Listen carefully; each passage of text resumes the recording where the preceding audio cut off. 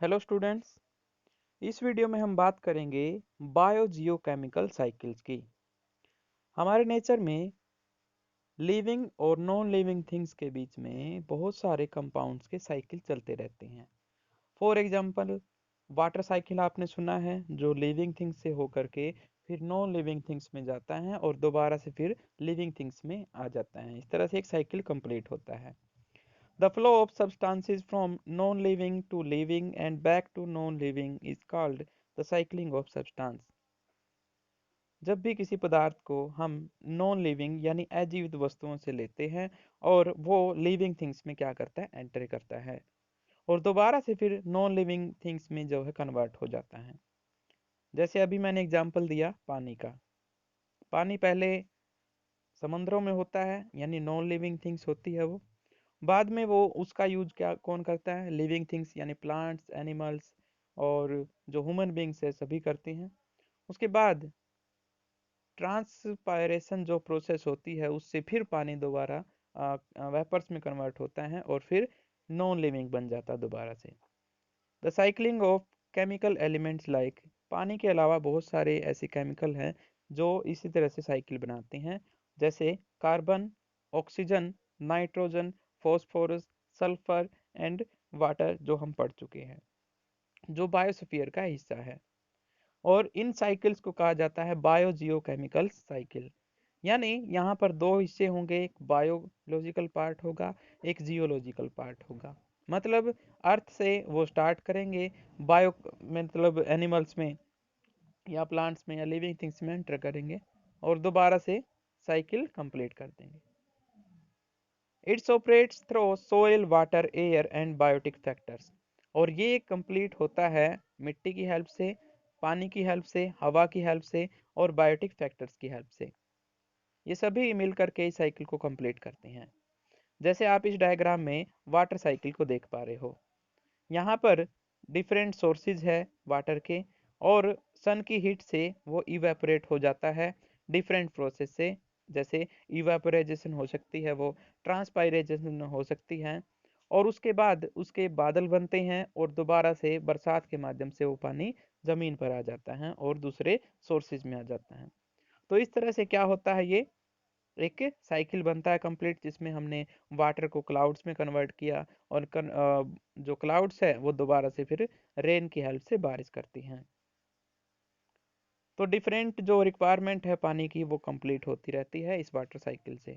The whole process in which water evaporates and fall on land as rain and later flow back into sea via rivers is known as water cycle. ये जो पूरी process है जिसमें पानी evaporate होता है पहले और दोबारा से फिर बादल बनता है, फिर बरसात की तरह गिरता है वो, और दोबारा से नदियों के माध्यम से वो समंदरों में पहुंच जाता है। ये वाटर साइकिल होता है। When sun shines water evaporates, ये पूरी प्रोसेस वही है, इंग्लिश में कन्वर्ट किया गया इसको। व्हेन सन शाइन, चमक होती है जब सूर्य में, मतलब धूप पड़ती है। वाटर इवेपोरेट होता है कंटिन्यूसली फ्रॉम वाटर बॉडीज, मतलब वाटर की जो सोर्स है वहां से पानी इवेपोरेट होता है एंड फॉर्म्स वाटर वेपर, और धीरे धीरे वाटर वेपर्स बनना शुरू हो जाती हैं। This water vapour rise up, और ये वेपर जो होते हैं वो राइज होते हैं और गोज इनटू द एटमॉस्फेयर, और एटमॉस्फेयर में चले जाते हैं। The plants absorb water from soil and use it during the process of photosynthesis।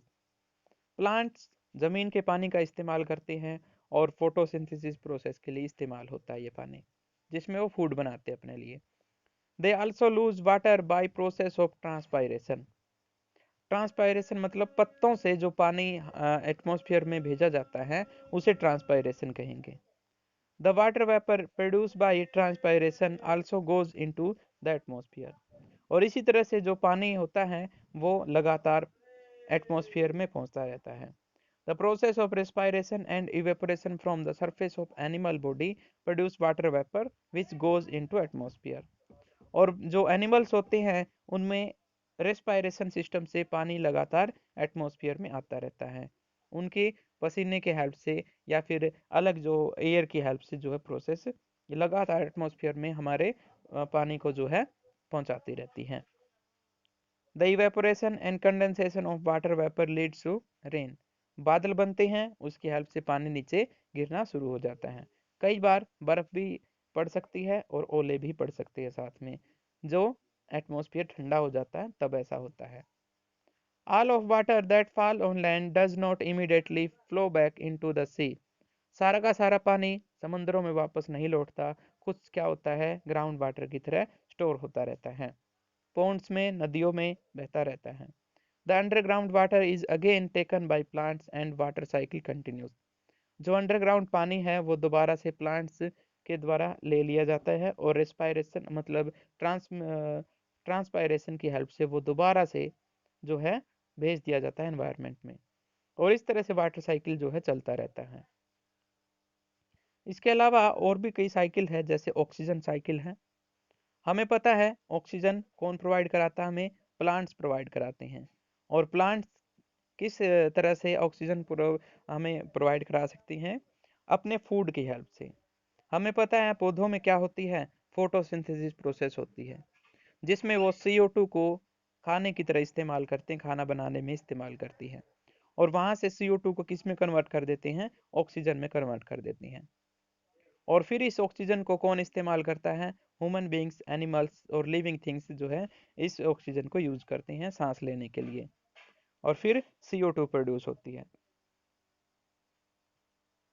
उस CO2 को दोबारा से पौधे इस्तेमाल कर लेते हैं, और ये ऑक्सीजन जो साइकिल है वो कंप्लीट चलता रहता है इसी तरह से continuously. The percentage of oxygen in air is 21%। जो ऑक्सीजन की परसेंटेज है एयर में वो 21% है। The cyclic process by which oxygen element is circulated continuously through the living and non-living component of biospheres constitute oxygen cycle। और ये जो oxygen होती है लिविंग और नॉन लिविंग थिंग्स में इसी तरह से कंटिन्यू चलती है, जो बायोस्फीयर में प्रेजेंट होती हैं, इसे ऑक्सीजन साइकिल कहेंगे। Human beings and animals take oxygen.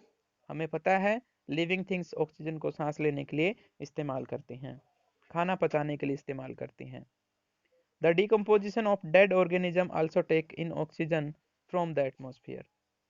और उसी तरह से जब हमें बात करते हैं कि किस तरह से जो मरे हुए एनिमल्स हैं वो टूटते कैसे हैं, ब्रेक डाउन कैसे होते हैं, वहाँ पर भी रोल होता है ऑक्सीजन का। Respiration and decay of dead organism release CO2 and water. Respiration process में CO2 और वाटर हमें मिलता है।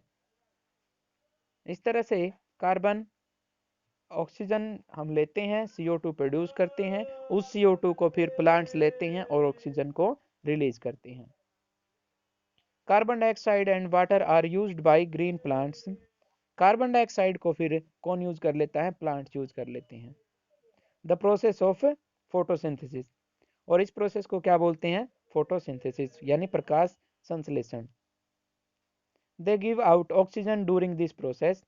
और इस दौरान वो ऑक्सीजन हमें प्रोवाइड कराते हैं।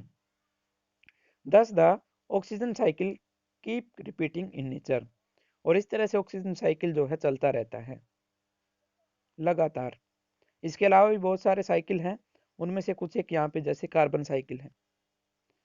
हमें पता है कार्बन के अलग अलग कंपाउंड होते हैं, और नेचर में चारों तरफ कार्बन ही कार्बन है। पेड़ जो होते हैं वो भी कार्बन के बने होते हैं, आपके घरों में मेज है, टेबल है, उनकी लकड़ियां जितने भी हैं सारे कार्बन की मिल करके बनी होती हैं। प्लास्टिक की जितनी चीजें आप देखते हो, रबर की जितनी चीजें आप देखते हो, कपड़ों की जितनी चीजें आप देखते हो, सभी कार्बन के मिल करके बनी हैं। और ये हमें पता है कि जो कार्बन होती है वो भी अपना साइकिल कंप्लीट करती है। फॉर एग्जाम्पल, जब कार्बन के एलिमेंट्स को जलाया जाता है तो वो धुआं प्रोड्यूस करते हैं, और वो धुआं कहाँ चला जाता है, आसमान में चला जाता है। बादलों के साथ वो फिर रेन की हेल्प से दोबारा अर्थ पर आ जाते हैं कार्बन एलिमेंट्स, और उनका फिर यूज कर लिया जाता है छोटे छोटे बैक्टीरियाज की हेल्प से डिकम्पोज करके। और प्लांट्स फिर उस कार्बन का यूज कर लेते हैं किसकी हेल्प से, फोटोसिंथेसिस की हेल्प से। और इस तरह से कंप्लीटली एक प्रोसेस चलती है जिसमें हम क्या कह सकते हैं कि कार्बन साइकिल हो गया। पहले कंबस्शन होता है, उसके बाद CO2 प्रोड्यूस होती है और उस CO2 की हेल्प से अलग अलग जो है एक फोटोसिंथेसिस होती है। फोटोसिंथेसिस मतलब प्लांट अपना फूड बनाते हैं, और प्लांट्स का हमें पता ही है, बिना प्लांट्स के हम अपना जीवन नहीं सोच सकते। प्लांट्स को छोटे जीव खाते हैं, उनको फिर बड़े जीव खाते हैं, और कंटिन्यूसली ये प्रोसेस चलती रहती है, एक चेन बनती है। तो ये कुछ इस तरह से कार्बन साइकिल होता है। और कार्बन के बारे में कुछ इंपॉर्टेंट फैक्ट हम पढ़ते हैं अभी। इसकी जो अमाउंट है वो सिर्फ 0.3 से 0.04% के आसपास इसकी जो है अमाउंट है। Carbon cycle maintain the balance of the element carbon in atmosphere.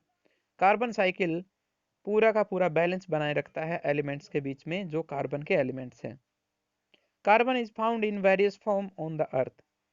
और कार्बन अलग अलग जो चीज़ें होती है, प्रकार होते हैं, सभी में पाया जाता है। अभी मैंने बताए प्लास्टिक, रबर और जो लकड़ियां हैं, इन सभी में कार्बन पाया जाता है। Carbon is present in atmosphere as carbon dioxide. Atmosphere में CO2 की फॉर्म में प्रेजेंट रहता है, मतलब कार्बन डाइऑक्साइड की फॉर्म में। Carbon can also occurs as carbonates and bicarbonate salt in minerals. और जब हम इनके लवणों की बात करते हैं तो ये चट्टानों में कार्बोनेट्स और बाइकार्बोनेट्स की फॉर्म में मौजूद रहते हैं। Carbon is the essential part of nutrition like carbohydrates, fats, proteins, nucleic acid, vitamin. ये हमारे शरीर में अलग अलग तरह से मौजूद रहता है, जैसे कार्बोहाइड्रेट्स यानी जो हम गेहूं खाते हैं वो कार्बोहाइड्रेट्स होता है उनमें। फैट्स जो हम मीट खाते हैं वो फैट्स होता है। प्रोटीन अलग अलग तरह से आपने सुना ही है किस किस में, मूंग दालों में जैसे प्रोटीन होता है। न्यूक्लिक एसिड ये जो है हमारी सेल के लिए बहुत इंपॉर्टेंट चीज़ होती है। और विटामिन का हमें पता ही है हमारे शरीर के लिए कितनी बेनिफिशियल होती है। इस तरह से ये हमारे शरीर में प्रेजेंट रहता है। Carbon cycle keeps the level of CO2 constant in atmosphere. Carbon cycle CO2 के लेवल को हमेशा एक कांस्टेंट बनाए रखता है। Carbon cycle start in plants. हमें पता है प्लांट्स में किस तरह स्टार्ट होता है। CO2 को लेते हैं वो और कन्वर्ट करते हैं अपने खाने में यानी ग्लूकोज में। फोटोसिंथेसिस होती है और वहां से रिलीज होता है किस चीज का, ऑक्सीजन का। उसके अलावा कुछ बैक्टीरियाज हो सकते हैं जो इनको लगातार क्या करते रहते हैं, इस्तेमाल करते रहते हैं। फॉर एग्जाम्पल कोई प्लांट्स या एनिमल मर गया है तो उसकी जो डेड बॉडी होगी उसे डिकम्पोज कर देते हैं बैक्टीरियाज, और CO2 रिलीज करते हैं हमारे एटमॉस्फेयर में। और हमें CO2 जिस तरह से मिलती रहती है। और इसके अलावा एक और स्टेप है, जैसे हमें पता है कि अगर जो फ्यूल होते हैं वो सभी कार्बन के मिल करके बने हैं, अगर हम उसे बर्न आउट करते हैं तो वहाँ से क्या रिलीज होती है, CO2 रिलीज होती है। इस तरह से एनवायरनमेंट में पहुंचती रहती है और बाद में प्लांट इनका यूज करके क्या करते हैं, बाद में इसका प्लांट जो है यूज कर लेते हैं और ऑक्सीजन हमें प्रोवाइड कराते हैं। इस वीडियो में इतना ही। उसके बाद हम बात करेंगे नाइट्रोजन साइकिल की, और जो बहुत इंपॉर्टेंट है। Okay, all the best.